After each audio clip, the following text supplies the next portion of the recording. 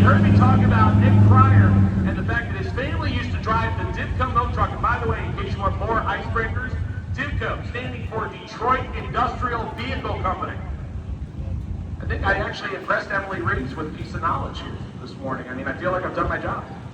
This is a twin-turbo big block milk truck. As in, I say that like you could go to and get a milk truck with a twin-turbo big block. Yeah, please check that box. On the opposite side, the 1957 Chevy Bel Air. I mean, you want to talk about, again, a really cool pair of nostalgia classics on the starting line, and the newer of the two is 63 years old.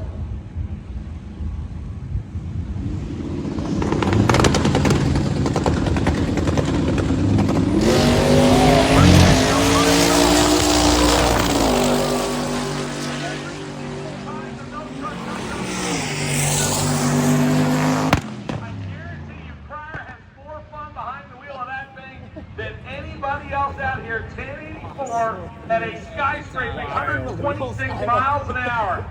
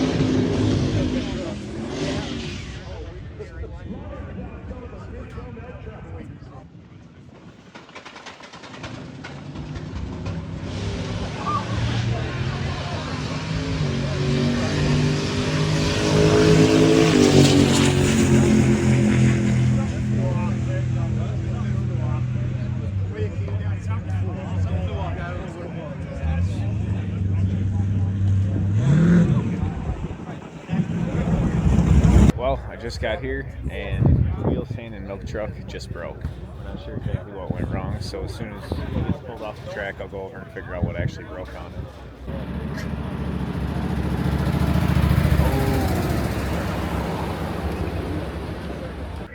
Well, a bit of a tough week for the Cryers. The Ford actually ended up, after they welded the gas tank and got that fixed, they made it back to their hotel and they found out that the bearings in the torque converter were bad, and so he was out with the coupe. However, the milk truck just drove by, the front window was smashed out, so I'm gonna walk down and see what actually went wrong. Apparently they just said over the announcement that the shock exploded and there's oil coming out of the shock. I'm gonna just walk down and take a look at it. They're getting ready to rip apart this whole front end, see if they can't put a set of shocks in it just to make sure he can finish the week. They just inspected the frame, said it looks pretty good. Looks like they're gonna start fixing it.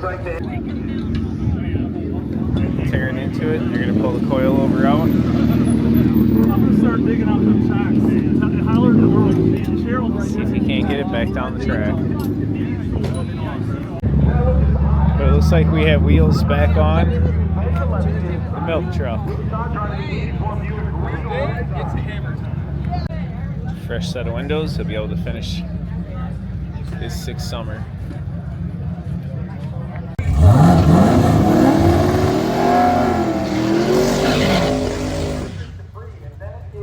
Folks, here comes the wheel-standing Divco milk truck. Now, I'm going to preface this telling you they might have the front end of it tied down just a little bit.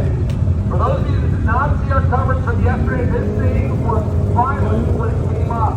And it was even more violent when it came down and exploded a shock and threw down some oil underneath it.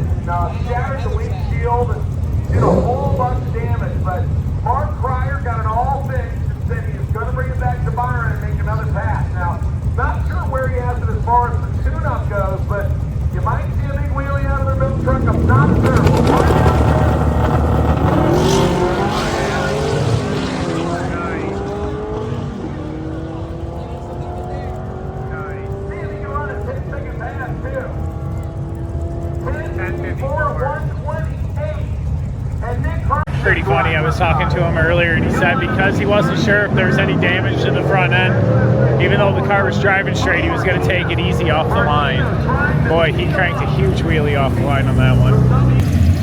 Just a little one.